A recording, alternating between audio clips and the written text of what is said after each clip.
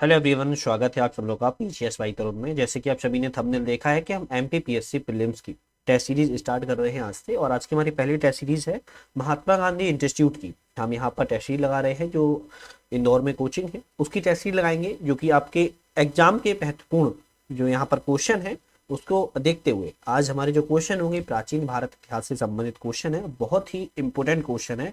और ऐसे क्वेश्चन ये जो कोचिंग है बहुत अच्छे बनाती है। तो शुरुआत करते हैं हम पहले क्वेश्चन तरफ से। पहला क्वेश्चन हमारा क्या है? पहला क्वेश्चन है, इंडिया नाम की संस्कृत उत्पत्ति क्या है?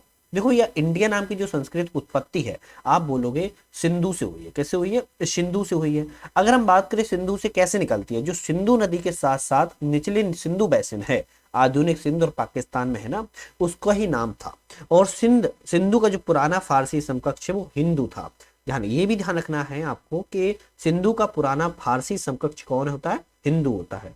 और इंडिया नाम अंततः संस्कृत सिंधु से ही निकलता है। तो इस तरीके से क्वेश्चन कभी कभी आ जाते हैं, हालांकि बहुत छोटा क्वेश्चन है लेकिन आ जाते हैं, तो आप बता सकते हो। सेकंड क्वेश्चन चलते हैं, लेकिन जल्दी से आप लोग चैनल को लाइक शेयर सब्सक्राइब करके अपने फ्रेंड सर्कल में शेयर जरूर कर देना, जिससे कि मुझे मोटिवेशन मिलता है। जैसे कि आप लोगों ने यूपी पीसीएस की जब मैंने टेस्ट सीरीज डाली थी तो आप लोगों ने भरपूर सहयोग दिया और रिव्यू भी अच्छा दिया था, और मुझे उत्साहित हुआ। और उसी के मद्देनजर मैंने राजस्थान और एमपीपीएससी दोनों की टेस्ट सीरीज स्टार्ट कर दी है, तो आप लोग बखूबी देख रहे हो।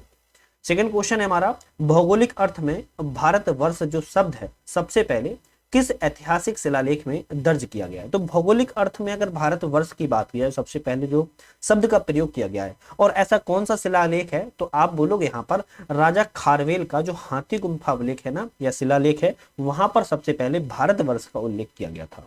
ध्यान रखिए।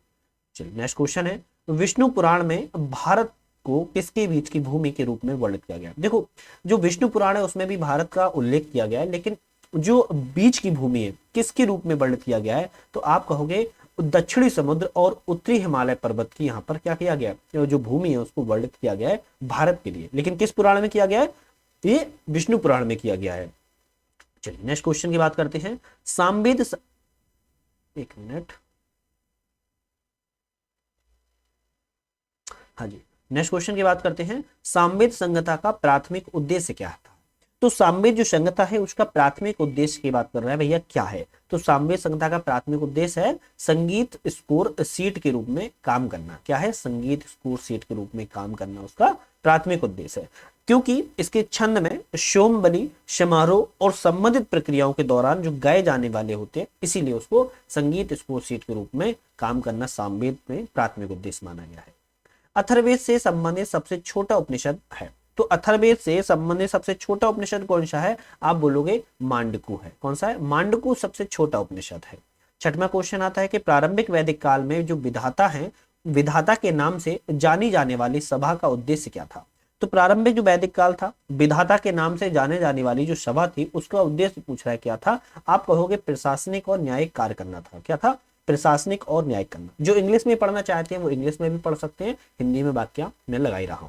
चलिए नेक्स्ट क्वेश्चन बात करते हैं, किस उपनिषद के अनुसार किसी व्यक्ति का जो वर्ण है उसके पिछले जीवन में उसको कार्यों के आधार पर निर्धारित होता है? तो एक ऐसा उपनिषद बताया गया है कि किसी व्यक्ति का वर्ण उसके पिछले जीवन में उसके कार्यों के आधार पर ही निर्धारित किया जाता है। वो कौन सा है? तो वो है छंदोग्य उपनिषद।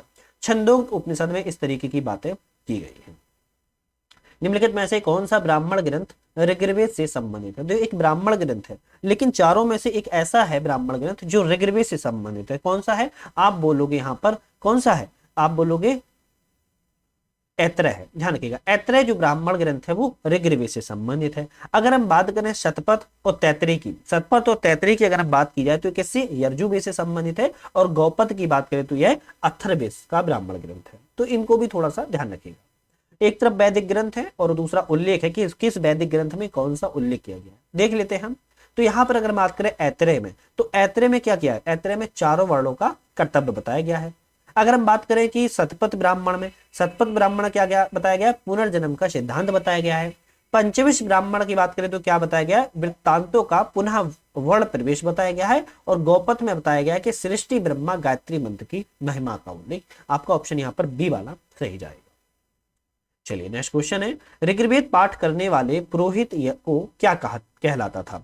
तो ऋग्वेद के जो पाठ करने वाले पुरोहित होते थे उनको क्या कहते थे? तो आप बोलोगे उनको होता कहते थे। क्या कहते थे? होता कहते थे।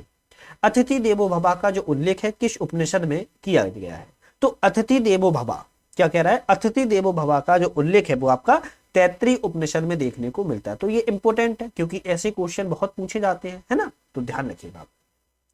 किस स्मृति में नियोग प्रथा को अनुमति प्रदान की गई है? देखो एक ऐसी प्रथा है जिस स्मृति में नियोग प्रथा को अनुमति दी गई है, वह आपकी है नारद स्मृति। कौन सी है? सी ऑप्शन सही है, नारद स्मृति में दी गई है। तो नियोग प्रथा का मतलब क्या था? नियोग प्रथा एवं स्त्रियों के पुनर्विवाह की जो अनुमति प्रदान की गई है तथा दास मुक्ति का उल्लेख मिलता है वह सर्वप्रथम नारद स्मृति में ही मिलता है, ध्यान रखिएगा।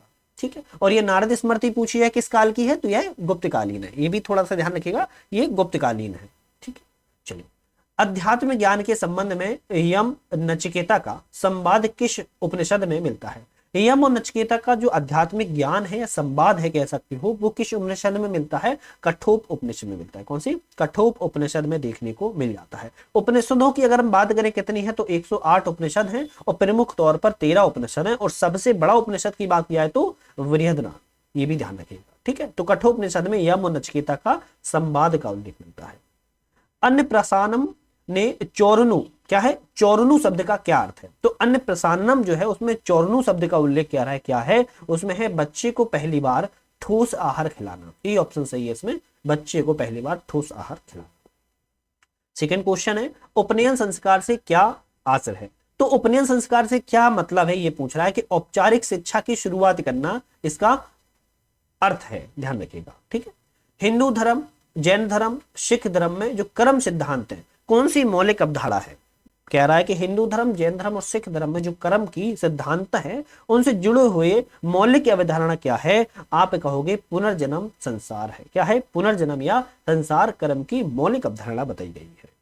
बौद्ध धर्म के अनुसार किसी कार्य का जो कर्म प्रभाव क्या निर्धारित करता है? बौद्ध धर्म कहता है कि किसी कर्म का जो प्रभाव है वो क्या निर्धारित करेगा? आप कहोगे वे परिस्थितियां जिन्हें वह प्रतिबद्ध है। क्या है? वे परिस्थितियां जिनमें यह प्रतिबद्ध है वही उसको कर्म प्रभाव दिखलाता है। पंच महायज्ञों में भूत यज्ञ का मुख्य उद्देश्य क्या है? देखो 5 तरीके के महायज्ञ होते हैं, सभी को पता है, लेकिन पांचों में भूत यज्ञ का उद्देश्य क्या है या मुख्य उद्देश्य क्या है? इसका क्या है? आप बोलोगे पारिस्थितिक जिम्मेदारी है। क्या है? पारिस्थितिक जिम्मेदारी निभाना इसका प्रमुख उद्देश्य है पंच महायज्ञों में भूत यज्ञ का। नेक्स्ट देख लेते हैं, पंच महायज्ञों की अवधारणा के अनुसार अपने पूर्वजों को पहचानने का क्या महत्व है? देखो पंच महायज्ञ जो होते हैं उनमें एक अर्थ ऐसा भी है यज्ञों में कि अपने पूर्वजों को पहचानने का अर्थ बताया जाता है। तो पितृ पूजा के बारे में बताया जाता है, बी ऑप्शन है, पितृ पूजा के बारे में बताया जाता है।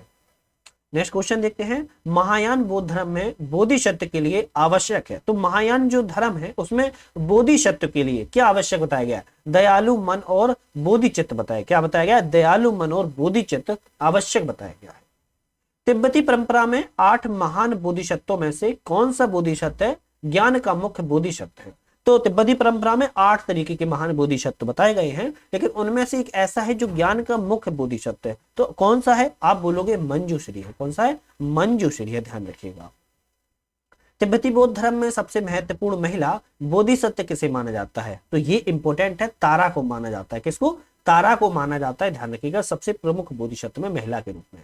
जैन धर्म में केवल ज्ञान शब्द का क्या अर्थ है? देखो जैन धर्म में आप सभी को पता है, बौद्ध धर्म और जैन धर्म ये बहुत अच्छे धर्म रहे हैं और आज भी बहुत सारी परंपराएं इनमें चली आ रही हैं, लेकिन केवल शब्द का जो केवल ज्ञान है उस शब्द का अर्थ पूछ रहा है क्या है? तो वो शुद्ध अनंत ज्ञान है। क्या है? शुद्ध अनंत ज्ञान इसका पूरा अर्थ है।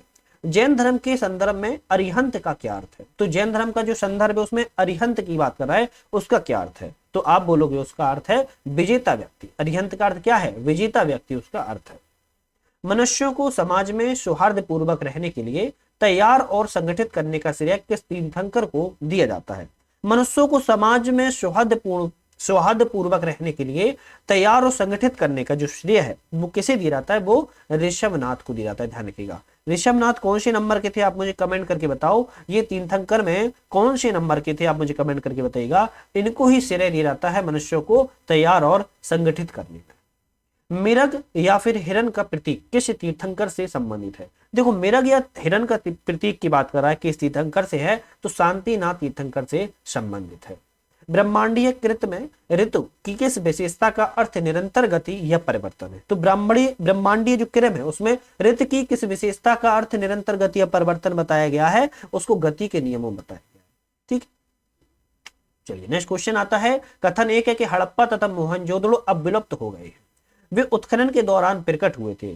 देखो ये क्वेश्चन ना यूपी में भी पूछा गया था एक बार, है ना, और एमपी में भी आया है। तो बहुत सारे क्वेश्चनों को रिपीटेड स्टेट बाय स्टेट कर देता है, लेकिन कथन आपको बहुत आराम से पढ़ने होते हैं। हड़प्पा तथा मोहनजोदड़ो अब विलुप्त हो गए, बिल्कुल बात ठीक है, क्योंकि वे उत्खनन के दौरान क्या हुए थे? प्रकट हुए थे। क्या ये सही है? बात बिल्कुल ठीक है, दोनों सही है, और सही उनकी स्पष्टीकरण व्याख्या भी कर रहा है। हड़प्पा कालीन प्रमुख स्थल लोथल निम्नलिखित में से किस नदी के तट पर अवस्थित है? तो देखो हड़प्पा का एक लोथल जो है वो जगह का नाम था, स्थल था, और लोथल से ही बंदरगाह के, कौन के? बंदरगाह के, जिसको हम डॉकयार्ड भी कहते हैं। क्या कहते हैं? डॉकयार्ड भी कहते हैं। यहीं से इसके साक्ष्य मिले हुए हैं। और लोथल पूछ रहा है किस नदी के तट पर है, तो आप बोलोगे भोगवा नदी के तट पर है, गुजरात में। कहां पर है? भोगवा नदी के तट पर है, गुजरात में, ध्यान रखिएगा। ठीक है, तो क्योंकि इंपोर्टेंट है ये क्वेश्चन, तो इसीलिए ध्यान रखिएगा। चलिए नेक्स्ट क्वेश्चन है। हड़प्पा स्थल कोटदीजी उस सभ्यता के निम्नलिखित में से किस स्थल के समीप है? देखो पूछ रहा है कि कोटदीजी है तो कौन से इन चारों में से ऐसा एक स्थल है जिसके सबसे नजदीक है? तो आप कहोगे मोहनजोदड़ो के सबसे नजदीक है ना, मोहनजोदड़ो के सबसे नजदीक है। बोगज कोई अभिलेख का महत्व है, इसलिए कि भाई बोगज कोई जो अभिलेख है उसका महत्व क्यों है? क्योंकि पहली बात तो ये समझो कि एशिया माइनर में स्थित अभिलेख था, और यहां पर अगर हम बात करें वैदिक देवताओं का उल्लेख मिलता है, जैसे कि इंद्र, वरुण, मित्र, नासत्य इत्यादि देवताओं का, वैदिक जो देवता है उनका उल्लेख बोगज कोई अभिलेख में भी किया गया है। तो इसीलिए वैदिक देवताओं का उल्लेख जो है बोगज कोई अभिलेख मिलता है, इसलिए उसका महत्व है। 32 क्वेश्चन करते हैं, बहुत इंपॉर्टेंट क्वेश्चन है। सूची 1, सूची 2, और यहाँ पर कुछ विवाह बताए गए हैं और उनको संदर्भ बताया गया है कौन सा विवाह किस तरीके से किया जाता था। अगर हम इनकी देखें बात, तो ब्रह्म विवाह की बात करें तो समान वर्ण एवं जाति का विवाह होता था, तो पहला मिला हुआ है। दूसरा बात करें देव विवाह की, तो देव विवाह पुरोहितों का परिश्रमिक में मिली कन्या के साथ विवाह किया जाता था, ये भी ठीक है। आर्य विवाह की अगर हम बात करें तो कन्या मूल्य के रूप में एक जोड़ी गाय और बैल चुकाकर किया गया विवाह था, ये भी ठीक है, क्योंकि आर उस समय गाय और बैल प्रमुख थी। प्रजापत्य विवाह की बात करें तो बिना दहेज का विवाह था। तो आप देखोगे डी पे टिक लगाओगे कि सभी क्वेश्चन यहां पर मिले हुए सही है। ठीक है, चलिए नेक्स्ट क्वेश्चन देखते हैं। प्राचीन काल में जो आहत सिक्के, ठप्पादार सिक्के होते थे, वह किस धातु के बनाए जाते थे? तो प्राचीन काल में जो आहत सिक्के होते थे वो चांदी के बनाए जाते थे और ठप्पा लगाकर उनको बनाया जाता था, और लगभग ये 6ठी से 4ठी शताब्दी तक प्रमुख तौर पर ये प्रचलन में सिक्के रहे हैं। ठीक है, वैदिक संस्कृति के संदर्भ में निम्नलिखित कथनों पर विचार कीजिए और इनमें से कौन सा कथन सही है ये बताना है। तो यहां पर देखें तो दशराज जो युद्ध है परसुड़ी नदी के तट पर लड़ा गया था, बिल्कुल बात ठीक है। दूसरा कथन कहता है कि इस काल में जो अधिकांश लड़ाइयां हैं वो गाय के लिए होती थी, ये भी ठीक है। आर्य लोग नगरों में रहते थे, तो क्या नगरों में रहते थे? आर्य लोग नगरों में तो नहीं रहते थे। आर्य लोग कहाँ रहते थे? आर्य लोग गांव में रहते थे, ध्यान रखिएगा। आर्य लोग कहाँ रहते थे? गांव में रहते थे। तो आपका ऑप्शन ए वाला जाएगा, क्योंकि पहला और दूसरा सही है, तीसरा गलत है, ध्यान। चलिए नेक्स्ट क्वेश्चन है।